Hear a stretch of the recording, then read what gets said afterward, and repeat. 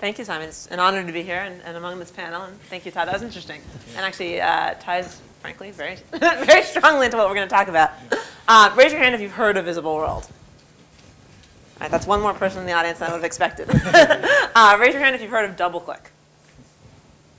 About half. OK, for those of you who know what DoubleClick does, you can think of Visible World a little bit like a DoubleClick for TV or a DoubleClick for video. For those of you who don't, what we do is we basically take all of the capabilities that advertisers love about the internet. The fact that the advertising is targeted, the fact that it's flexible, the fact that you can dynamically customize your message, and we bring those into TV commercials. So the biggest thing that we say is all of you have spent a ton of time focusing on the media and which programs and which GRPs and so on and so forth. In television, it's actually less often about the message, right? It's all about the eyeballs. And frankly, actually, the political vertical has done a much better job in the old world than most of my commercial clients in thinking about multiple messages and where the messages need to go and how they need to be constructed, right? You guys probably have a ton of folks who manually create and distribute and rush to get out new messages and more targeted messages to the best that you can within the infrastructure that exists in television. Most of our commercial clients, prior to working with Visible World, didn't. They had a couple, right? Maybe if they were super aggressive, they had 2 or 3. But in a television environment that looks like what Simon described, where it's getting much more fragmented, as Todd said, you're facing the risk of time shifting in a lot of your media, it puts that much more emphasis on having a message that is relevant and engaging and fresh. And what we've found, and what a lot of the research has said, is consumers don't hate commercials. They hate irrelevant commercials. And so what that means is advertisers, and we think politics, needs a way to easily and cost effectively for you get multiple messages out at the right time. And that's what we do. The easiest way to explain what we do is to show you an example. At the end of the day, what we're doing is we're taking, rather than having a flat 30-second spot that runs the same way everywhere, we've created something we've called IntelliSpot technology. It stands for Intelligent Spot. You can tell we're technologists and not marketers. But what it does is it enables you to basically swap copy or edit your copy on the fly so that you're getting the right message out in the right place at the right time. And so I'll give you an example. This is a campaign that was done actually several years ago. It just speaks well to what we're talking about for United Airlines when they were launching TED. So they were launching a new airline. It was all about personalization. We saw the CMO, coincidentally, 8 days before the campaign was set to go to air. And one of the things we said to him was, wow, if you think about it, particularly if you're using local cable in your media plan, which he was, you can get all the way down to the neighborhood. And based on what you know about customers who live in that neighborhood, and frankly just acknowledging that they live there, you can really make something of this personalization that you're trying to build into the brand. So 8 days, they spent $200,000 on media in Chicago and an additional $10,000 on production to make this work. And I'll show you what they did. They picked 2 destinations, Florida and Vegas, that were tied to different demographics that had existed in the different zones that they wanted to highlight in the various commercials. And then if you click on location, we'll start with the Florida one. Anybody here from Chicago? All right, you want to pick a neighborhood for this to run in? Let's go with Joliet. Joliet, OK. Joliet has its own gambling, so. Perfect, all right, so that's good. They wouldn't want to go to Vegas, they'd be wanting to go to Florida. And if you create the ad, what you'll see it do is the process of, it's kind of like mail merge for video. It's picking out the right pieces of the creative and stitching them together in a way that is sufficiently seamless that you would never know it wasn't made on Madison Avenue.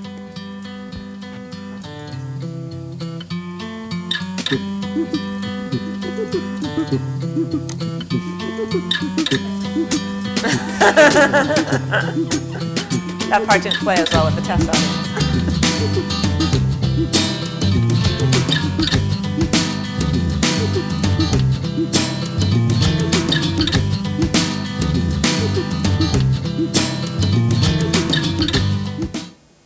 All right, I'm going to show you a quick contrast in some of the other areas. They missed the prison part, but in some of the other areas where they were younger, they were advertising the route to Vegas.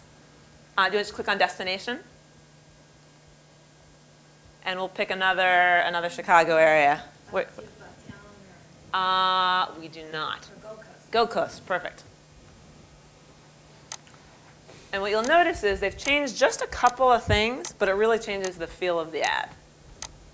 They went ahead and changed the music, they've changed the text, and they're now calling out the specific geographic area. All right, so right off, it's a little bit more lively.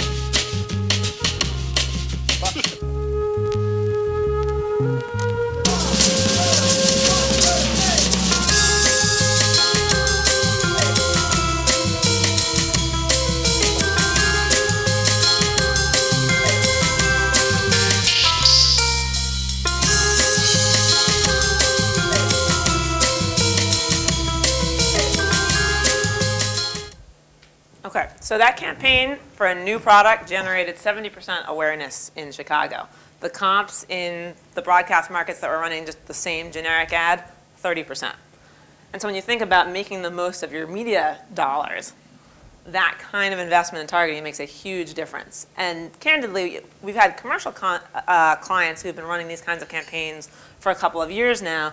We really haven't done a heck of a lot with the political vertical, which is partially, frankly, our issue in that we've been a small company with small resources, and also the fact that this has not been an area that has been as aggressively pursued to date. You want to go? Oh, I actually have the option to control it myself. Love it. So Simon alluded to it earlier. If you think about, and I know you guys do this today, right? It's not just red and blue states. It's actually little pockets within each of these areas that have very distinct customer bases or constituents who care about very particular issues. And I don't know if anyone saw, the Journal actually published a book review earlier this week on a book that's talking about the fact that essentially if you look at little geographic clusters, not surprisingly you find a lot of like-minded individuals. But the challenge is, and frankly these are the present realities of political advertising, it could really be put your vertical in here, it's the realities of everyone's TV advertising, is that the cost and the time and the human effort that has been historically required to have more targeted messages or more freshly updated messages has just been incredibly painful. And that's why, as I said, you guys have frankly done it better than a lot of other folks who haven't been willing to spend the money.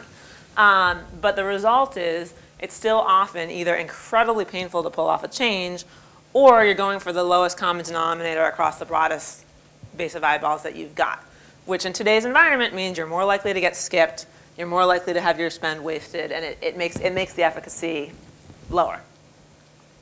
So if you think about targeted messaging, our capabilities work across all of the media platforms, all the way from network television, all the way down to, I know it was referred to by some of the work that Simon's group did about a year ago. There are now trials going on for actual set-top box household-specific advertising, and a lot of our clients, frankly, are working in the existing media plan, both for the immediate benefit, but also to get ready for that true one-to-one communication. For this, I wanted to focus in very specific. The difference across these media is, frankly, just the degree of geo-targeting that you can get down to, right? So in any of these media, you can have constantly updating commercials based on almost any data feed or data-driven condition. But if you want to get local, if you want to get granular geographically, then you need to really be working within local television or frankly, most particularly, local cable. So those were a couple of the areas that I was going to highlight just as you think through where might the opportunity be. And again, you guys are the experts here, well above and beyond what we do, but I laid out, based on what we've seen some of our commercial clients do very successfully, a couple of ideas that are intended just to start you thinking about where this might take place. We work in particular, when we work in local cable, with a lot of retailers and financial services companies who are looking at what are the specific types of customers in that particular zone and what kind of interests do they have. And we have actually had a couple of political campaigns, I won't name them, who have taken advantage of the capability to hone in on very particular issues that they've seen occurring in that area, whether it's a plant that was going to be torn down, whether it was taxes, whatever the issue is. If you think about having any kind of consistent message that can be variable with a piece within it, in terms of, let's say it's the I'm the experienced candidate. Okay, I'm the experienced candidate can have a common theme throughout a whole set of commercials where the actual issue that's being highlighted to make that point varies. And it can vary based geographically, or it can vary based on what someone commented on in the newspaper in the morning. Similarly, if you think about localization, Walmart, for example, has been very public about a big effort they've been making to have their commercials tie in more locally to the community service efforts they're running and the communities that they're trying to target. And they've been extremely successful with bringing in actual footage from the local schools, the local sponsors, other folks that they've found get it stopped on a TiVo or make someone actually talk about the commercial the next day. You know, to me, this seems like an obvious example where whether it's local endorsements or taking advantage of local celebrities, it's a way to make the message resonate a little bit more strongly and particularly be remembered the next day. And then lastly, and this doesn't really have to be local, it could be anywhere, but it could also incorporate some of the very particular zip code-based or zone-based elements, the speed factor, right? We hear often from the folks that we do work with on political campaigns that that's one of the biggest pain points, is just making sure you can turn the content fast enough. That's one of the things we help folks do best. We can take time out of the existing process. We can certainly make it a lot easier. And frankly, with the pace at which everything's moving today, not just politics, but everything that affects politics, the business, the environment, consumer confidence, having the ability to make these things change as dynamically as you would if you were running a text ad on the internet makes a ton of sense. We always tell our clients, crawl, walk, run. If you look on the internet, what Google and the others will tell you is that to optimize a campaign, it typically takes somewhere on the order of 200, 250 versions. Most of our clients don't do that. They're running campaigns that have within them probably anywhere from 35 to 50 versions. They started out typically with a campaign that just had a couple of different dynamic elements. But the result is that you can have something that has a very consistent brand message or theme, but has hooks in it that are likely to pull in more viewers and make your message much more memorable. And in a world where, as Simon was saying at the start, your candidate's been out day in and day out trying to raise the funds. In addition to making sure that the media buy is optimized, you really want to make sure that the message is optimized as well, and that's what we'd love to help do. Thank you. Thanks. Thanks, Tara. And I think that, just reflecting on this, what's interesting is even just thinking about the Pennsylvania primary that just passed on Tuesday. Both campaigns spend millions of dollars, the Democratic campaigns, and using your system, each of them could have had, instead of it saying in Pennsylvania at the end, because I saw some of the ads, it could have had the local places in each of the ads further creating greater emotional connectivity, right? And you didn't get into the technology of how you do that on the cable head-in, as it's called, but it allows, in a place like Pennsylvania, you could have 30, 40, 50 different localized spots to create greater localization, greater connectivity. So this is not really a pie-in-the-sky kind of, ooh, that's not for me, right, kind of thing. No, we're running today about 200 campaigns weekly for different advertisers. We have been involved in some of the governor campaigns to date, and frankly, I didn't want to review that in hindsight, but frankly, Pennsylvania is a perfect example where you can see it. Spend, A, doesn't always determine the entire difference, and B, when you've got a place where the constituents have so clearly got different interests and likely different reactions to some of the things that the candidates have been using against each other in the press, someone who's able to take advantage of that to make the message a bit more targeted is going to have a bigger impact.